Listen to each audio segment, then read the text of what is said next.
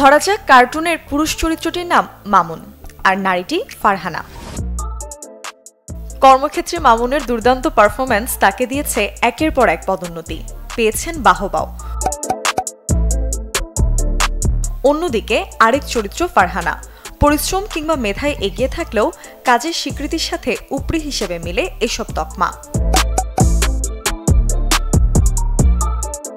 পেশা খাতে নেতৃত্বের আসনে বসতে পুরুষ সহকর্মীর তুলনায় নারীদের পথ চলা অনেকটাই বন্ধুর, অনেকটা সাংঘর্ষিকও বটে, যার কারণ হিসেবে এই মেধাবী কার্টুনিস্ট জানালেন তার মতামত, যাতে উঠে আসে সামাজিকভাবে নারীকে দেখার দৃষ্টিভঙ্গি, লিঙ্গ পক্ষপাত সহ নানা বিষয়। সেম অপিনিয়ন আমরা দুইজনই দিচ্ছি, একজন মেল একজন ফিমেল, বাট দেখা যাচ্ছে যে অ্যাকসেপ্টেন্সটা যেটা ওইটা হচ্ছে ইয়ের জন্য কি মেল পার্সনটা বেশি প্রায়োরিটি পাচ্ছে। তথ্যপত্র বিশ্লেষণে আরও স্পষ্ট হয়ে ওঠে এর সংখ্যানুপাতিক চিত্র। এই যেমন গার্মেন্টস সেক্টরে শুরুতেই সিংহভাগ নারী কাজ শুরু করলেও শেষ পর্যন্ত টেকে শতকরা 15 থেকে 20 ভাগ নারী। অন্যদিকে স্বাস্থ্য খাতে পুরুষের সাথে অর্ধেক নারী কাজ শুরু করলেও নির্বাহী লেভেলে পৌঁছায় হাতে গোনা কয়েকজন। অন্যদিকে সামরিক খাত, ব্যাংকিং বা ফিন্যান্স এবং আইসিটি খাতেও এই পরিসংখ্যান আরও বেশি উদ্বেগজনক। ক্যারিয়ার আর পরিবার অনেকটা একা হাতেই সামলাতে হয় কর্মজীবী নারীদের।